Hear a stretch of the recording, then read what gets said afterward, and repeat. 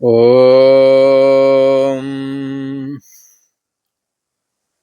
श्री योग वासिष्ठ के उपसम प्रकरण में श्री वशिष्ठ जी महाराज बोले, हे राम जी, दैत्यों के गुरु जो शुक्राचार्य जी हैं, उन्होंने जब विरोचन के पुत्र दैत्यराज बलि को दुर्लभ तत्व ज्ञान का उपदेश किया तो राजा बलि ने सुमेरु पर्वत पर स्थित अपने महलों के झरोकों में बैठ करके जगत की गति पर विचार किया, जगत की क्षणभंगुरता पर विचार किया, विषयों की दोष दृष्टि को बारंबार विचारा और वो समस्त वासनाओं से अपने को रहित उसने बना लिया। यहाँ तक उसने ध्याता, ध्यान और ध्येय इस त्रिपुटी से अपने को रहित बना लिया। तो ये जो अहम अस्मि करके जो तुम्हारी हमारी मैं, इसको बोलते अहंकार। यही ध्यान लगाता है। ध्याता कौन? तुम्हारा अहम ध्याता। और ध्यान कौन है? मन की वृत्ति का नाम ध्यान है। जब विक्षेप में वृत्ति होगी तब नहीं। ध्यान जब वृत्ति एकाग्र होती है तभी ध्यान माना जाता है। तो ध्यान जो ध्यान करने वाला ध्याता कौन है? ध्याता, ध्यान और ध्येय। ध्याता कोई भी व्यक्ति विशेष होगा। और ध्यान क्या? मन की वृत्ति को ध्यान कहते हैं। ध्याता, ध्यान और ध्येय जिसका ध्यान करे, ये त्रिपुटी तब तक लागू रहती जब तक कि आत्म तत्व में स्थिति लाभ नहीं होता। अब राजा बलि ने विचार करके अपने को त्रिपुटी से रहित बना लिया तो उसके अंदर की सारी वासनाएं नष्ट हो गईं। और जैसे स्तंभ में पुतली स्थित होती है, बगैर हिले डुले पत्थर में अंकित होती है, तैसे ही सर्व ऐषणाओं से वह दैत्यराज बलि समस्त ऐषणाओं से रहित हो गया और समाधि में स्थित हो गया। सब क्षोभ, जितने भी विक्षेप थे, जितने भी दुख थे, विघ्न से रहित निर्मल चित्त राजा बलि हो गया और ऐसे ही शोभायमान होने लगा जैसे वर्षा ऋतु के निकल जाने पर शरद काल का आकाश शोभायमान होता है, स्वच्छ होता है, निर्मल होता है। श्री वशिष्ठ जी महाराज बोले, हे राम जी, जब इस प्रकार दैत्यराज बलि बहुत काल पर्यंत समाधि में बैठा रहा, दुर्लभ तत्व ज्ञान का चिंतन करता हुआ, जैसा कि दैत्यों के गुरु शुक्राचार्य जी ने बताया था, बहुत समय तक समाधि में बैठा रहा। तब बांधव, मित्र, टहलुए, मंत्री रत्नों के झरोखों में देखने चले कि राजा को क्या हुआ, जो अपने महलों से उठता नहीं है, आखिर हो क्या गया है। तो देखने के लिए चले, आखिर राजा क्या कर रहा है। ऐसा विचार करके उन्होंने किवाड़ों को खोला, जो दरवाजे थे उनको खोला और ऊपर चढ़े। यक्ष, विद्याधर और नाग एक ओर खड़े रहे। रंबा और तिलोत्तमा आदि अप्सरा गण हाथों में चमर ले उड़ी और नदियां, समुद्र, पर्वत आदि मूर्ति धार कर, रत्न आदि लेकर, भेंट लेकर सब प्रणाम के निमित्त खड़े हुए। क्योंकि राजा बलि जो है ना, इंद्रासन पद पर है। इन्होंने 100 अश्वमेध यज्ञ किए हैं और इंद्र की सेवा में ये सब खड़े होते हैं। तो आज राजा बलि की सेवा में भी ये सब खड़े हुए हैं। अप्सराएं हैं और देवता हैं, नदियां हैं, ये सब खड़ी हैं। पर्वत, समुद्र आदि मूर्तमान होकर के राजा बलि के सम्मुख उपस्थित हुए हैं। तो और ये राजा बलि भी दुर्लभ तत्व ज्ञान में स्थिति प्राप्त कर लिया है और तत्व ज्ञान में आत्म लाभ प्राप्त होने के बाद सारी सिद्धियां उसके अंदर प्रवेश कर जाती हैं, ऐसा भी कहते हैं। तो कहते हैं कि ये सब वहां पर इकट्ठे हुए और प्रणाम के निमित्त खड़े हुए। त्रिलोकी के उदरवर्ती जो कुछ थे वे सब आए, पर राजा बलि ध्यान में ऐसा स्थित था मनोचित्र की मूर्ति लिखी है और पर्वतवत स्थित था, पर्वत की तरह चलायमान नहीं हो रहा था, उसका शरीर हिलडुल नहीं रहा था। उसको देखकर सब दैत्यों ने उसको प्रणाम किया। कोई उसे देखकर शोकवान हुआ और कोई आश्चर्यवान हुआ, कोई आनंदवान हुआ और कोई भय को प्राप्त हुआ। तब मंत्री विचारने लगे कि राजा की क्या दशा हुई जो ये उठ नहीं रहा। इसलिए उसने उन्होंने मंत्रियों ने श्री शुक्राचार्य जी का ध्यान किया और तब भार्गव मुनि ने जान गए कि दैत्यराज बलि के मंत्री मुझे याद कर रहे हैं। उनका आह्वान मंत्र जब स्मरण किया गया तो उन्हें पता लगा कि मेरे को चाहते हैं ये लोग कि वो शुक्राचार्य जी दर्शन दें। इसलिए भार्गव मुनि झरोके में फिर आ गए, प्रकट हो गए। इसलिए जब शुक्राचार्य ने देखा कि ध्यान कर रहे तब भार्गव मुनि शुक्राचार्य का दूसरा नाम है। भार्गव मुनि झरोखे में आए, उनको देखकर दैत्य गुणों ने उनका बड़ा पूजन किया। और बड़े सिंहासन पर गुरु महाराज को बैठाया। बलि को ध्यान स्थित देखकर शुक्राचार्य जी अति प्रसन्न हुए कि जो पद मैंने उपदेश किया था उसमें इसने तो विश्राम पाया है, इसका भ्रम अब नष्ट हुआ और क्षीर समुद्रवत प्रकाश है। ये जो राजा बलि है इसका भ्रम भी नष्ट हुआ और क्षीर समुद्र के समान ये प्रकाशमान दिख रहा है। ऐसे देखकर शुक्राचार्य ने कहा बड़ा आश्चर्य है कि दैत्यराज ने विचार करके निर्मल आत्म प्रकाश पा लिया है।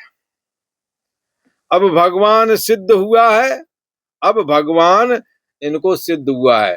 वैसे शुक्राचार्य जी का दर्शन, भगवान विष्णु का दर्शन तो कह सकते सिद्ध हो गया, पर नहीं, अब कहते अब भगवान सिद्ध हुआ, ये वाल्मीकि जी का कहना है। अब इनको भगवान सिद्ध हुआ जो कि अंदर ही बैठा है, जिसको अब इन्होंने जान लिया। और कैसे सिद्ध हो गया? अपनी मैं करके, वो मैं ही हूं ऐसा करके सिद्ध हुआ। अब भगवान सिद्ध हुआ है और अपने स्वरूप में जो सब दुखों से रहित पद है, अपना स्वरूप रूप भगवान जो सब दुखों से रहित है, उसमें यह स्थिति प्राप्त कर लिया है, यह उसी में स्थित हुआ है। और चिंता भ्रम इसका क्षीण हुआ है, ना अब कोई चिंता रह गई है, ना कोई भ्रम रह गया। विद्यते हृदय ग्रंथि छिन्द्यन्ते सर्व संशया क्षयन्ते चाश कर्माणि तस्मिन् दृष्टे परावरे। उस परम ब्रह्म परमात्मा को जानकर सारे संशय कट जाते हैं। हृदय ग्रंथि के छेदन होने से क्षयन्ते चाश कर्माणि, इसके कर्म भी क्षीण हो जाते हैं। कर्म का जो दुख रूप पहलू है कि कर्म फल देता है, तो फल तो तब देता है जब कर्तापन का अभिमान होता है, परंतु क्षयन्ते चाश कर्माणि, इसके कर्म क्षीण हो जाते हैं। क्यों हो जाते हैं? क्योंकि कर्तापन बाधित जो हो जाता है, मैंने किया मैं भोगूंगा, ये कर्तापन जो बुद्धि का स्वभाव है, ये बाधित होकर के ऐसा भाव जगता है, न मैं करता हूं, न मैंने किया, इसलिए मैं करता नहीं हूं, और जब मैं करता नहीं हूं तो मैं भोगता भी नहीं हूं। इसलिए ये अपने निज स्वरूप में स्थित हुआ है, इसका चिंता और भ्रम सब नष्ट हो गए हैं। तस्मिन् दृष्टि परावर, उस परम ब्रह्म परमात्मा को जान करके इसके सारी चिंताएं भ्रम खत्म हो गए हैं। विद्या हृदय की गांठ जो चिदजड़ ग्रंथि जिसमें अहम अस्मि करके जो जीव भाव है, ये कट गया है। अब कैसा हो गया है? ये गांठ नहीं रहेगी, अब प्लेन हो गई रस्सी। जैसे रस्सी में गांठ लग जाए, फिर एक प्लेन गांठ छूट जाए तो प्लेन हो जाती, ऐसे ही गांठ रहित रस्सी हो गई। अब क्या है? शुद्ध चैतन्य सत्ता जो आत्मा है, अज्ञान रहित उपलक्षित आत्मा स्वमस्मि, वो मैं ही हूं। अहंकार को बाधित करके परशेष से बचा हुआ जो तत्व है स्वमस्मि, वो मैं ही हूं, ऐसा भाव जाग गया है। तो अपने स्वरूप में जो सब दुखों से रहित पद है, उसमें दुख नहीं प्रवेश करते हैं, क्योंकि दुख शरीर मन इंद्रियों के होते हैं। तो शरीर मन इंद्रियों के भाव से वो रहे, तो ये जानने आ रहा है। सोई जाने देव जनाई जानत तुम्हें तुम्हें हो जाई, ये परम ब्रह्म परमात्मा की ऐसी महिमा है, इसको वही जानता है जिसको ये जना दे। जना किसको जना दे? जिसका चित्त निर्मल होता है उसी को जनाते हैं। और जब जान जाते हैं तो देह इंद्रिय आदि नहीं रह जाता, तुम ही हो जाए शुद्ध चेतन रूप जो आत्मा है वही स्वरूप हो जाता है। सोहम अश्मी करके इति वृत्ति अखंडा, अखंड वृत्ति हो जाती है। वृत्ति सोहम अश्मी, वो शुद्ध चैतन सत्ता आत्मा मैं ही हूं, ऐसा अखंड भाव आ जाता है। अभी खंड भाव हो जा रहा, कैसे? शरीर में हूं, शरीर के संबंधी मेरे, ये खंड भाव आ गया बोला। फिर हमारे शरीर की ये जाति है, मैं स्त्री हूं, मैं पुरुष हूं, मैं धनी हूं, गरीब हूं, नाना तरह के अभिमान की परतें चढ़ती जाती। तो ये परतें जो बराबर चढ़ती हैं, ये चढ़ना बंद हो जाता है, क्योंकि परतें चढ़ाने वाली जगह जो अहम है यही बाधित हो गया है। जैसे नदियों के किनारे आप देखें तो किनारों पर परत बाई परत दिखता है कि लगता कभी यहाँ तक पानी चढ़ा होगा, लगता कभी यहाँ तक, दो परतें बनी हुई। बाढ़ आती है तो जमीन की परतें देखें, एक जगह नर्मदा तो वहां पर बहुत बड़ा बालू का खदान मिली। तो कहा यहाँ तो नर्मदा जी तो बहुत दूर है, ये खदान कहाँ से आ गई? तो पता लगा कभी नर्मदा जी यहाँ से बही थी, तब ये बालू जमा हो गई थी। अब नर्मदा जी उधर चली गई हैं, कई किलोमीटर आगे। तो ये क्या अंदर परत बाई परत जमती रहती है। ऐसे ये अहंकार क्या है, इसके ऊपर जाति अहम, धन का अहम, तपस्वी मैं हूं ऐसा अहम, और ऐसे अनेकों अनेकों प्रकार के, बड़ा अधिकारी मैं हूँ, राजा हूँ, मुख्यमंत्री हूँ, बोला इस तरह के अभिमान बढ़ते चले जाते। पर अहम ही जिसका बाधित हो जाए तो अहंकार वो कहाँ रहेंगे ये सारे। तो इसलिए ये कैसा है, और इन्हीं से दुख होता है, अमीरी गरीबी का, राग द्वेष का, शारीरिक मानसिक ये दुख है, इनसे अपने को रहत जान रहा है। इसलिए अपने स्वरूप में जो सब दुखों से रहता है। भाई दुख तो तब हो जब शरीर को मैं मानो, शरीर तुम्हारी मैं है नहीं। मन को मैं मानो तो मन के दुख आप में, प्राण को मैं मानो तो प्राण के दुख भी तुम्हें सतावे, और बुद्धि को अपनी मैं मानो तो बुद्धि का कर्ता भोक्तापन तुम्हारे में आ जावे, फिर उससे होने वाले सुख दुख भी आ जावे। पर उन्हों से भी अपने को रहत बना लिया। कैसा सोचा है? इंद्रियाणि पराण्याहुरिंद्रियभ्यः परम मनः मन सस्तु परा बुद्धि यो बुद्धि परतस्तु सा। अपने को वो कैसा देखता है? सारा जगत इंद्रियों के द्वारा दिखता है, और इंद्रियां, इसलिए इंद्रियों से दिखने वाला जगत मैं नहीं हूं, और इंद्रियां भी मन के द्वारा दिखती है, इसलिए इंद्रियां मैं नहीं हूं, क्योंकि मेरे द्वारा इंद्रियां जानी गई हैं। इंद्रियां हमसे अलग हैं, मैं मन हूं। और मन को भी आज हमारा मन सुखी, आज हमारा मन दुखी, ऐसा करके जानते हैं। इसलिए ये बात जानी जाती है कि आप मन से भी परे हैं, मन के जानने हारे हैं। मन से परे का क्या है? तो कहेंगे बुद्धि। बुद्धि मन का सुखी दुखी पना जानता है, और क्यों दुखी हो रहा है बोले इस कारण, तो बुद्धि के द्वारा निर्णय लेकर आप उस दुख की निवृत्ति के लिए कुछ कर सकते हैं। परंतु जो जो बुद्धि, अब हमारी बुद्धि पहले जैसी नहीं चलती, ऐसे लोग कहते सुने होंगे आपने। और कई बार कहते हैं नहीं हमारी बुद्धि बहुत चलती, कंप्यूटर की तरह, कई ऐसे भी अपनी बुद्धि की बड़ाई करते मिलेंगे। तो इसका मतलब तुम अपनी बुद्धि को जानते होगे तभी तो कह रहे हो। अब कह रहे हो बुद्धि काम ही नहीं कर रही, इस पॉइंट पता नहीं कैसा भूल जाता हूं बार बार। तो क्या मतलब? तुम बुद्धि से भी परे हो। इंद्रियाणि पराण्या और इंद्रिय परम मना इंद्रियों से भी परे मन है, उसके पीछे बुद्धि है। यो बुद्धि परतस्तु सा, जो बुद्धि से परे है, सा आत्मा स विज्ञेय, यही आत्मा है, ये जानने योग्य है।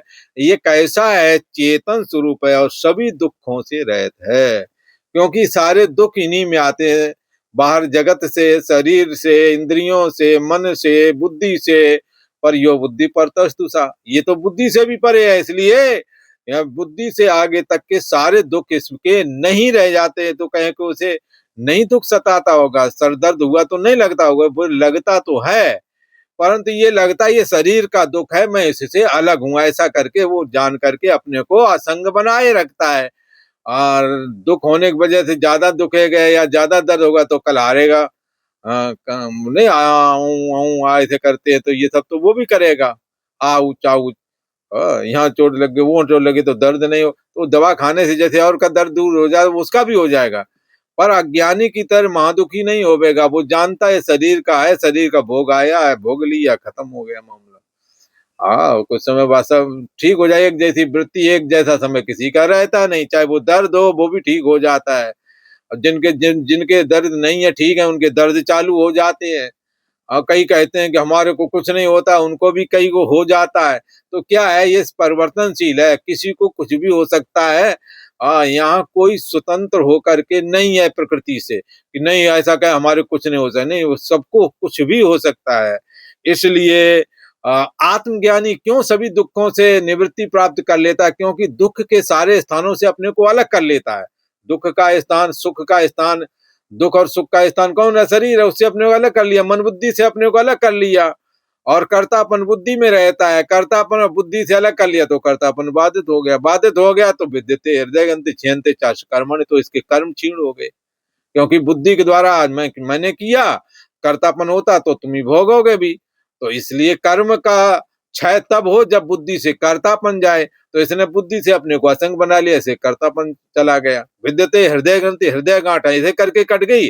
जो देह मैं हूं ऐसा लगता था, अब लगता है कि देह पिंडाकार जो है ना, ये मैं नहीं हूं। मैं कैसा हूं? मैं ज्ञान स्वरूप हूं। है और जानना पना मात्र जो अंदर एग्जिस्टेंस है, यही मैं हूं। तो वो सभी दुखों से रहित है। उसमें यह स्थित हुआ है राजा बलि। ये बात किसने कही? शुक्राचार्य जी ने बताया। इसका चिंता भ्रम सर्वथा क्षीण हुआ है। शुक्राचार्य जी कहने लगे, अरे मंत्रियों, अब इसको मत जगाओ। ये परम विश्रांति लाभ को प्राप्त किया है, ये आत्मज्ञान को प्राप्त हो गया है। और आज इतना ही। ओम।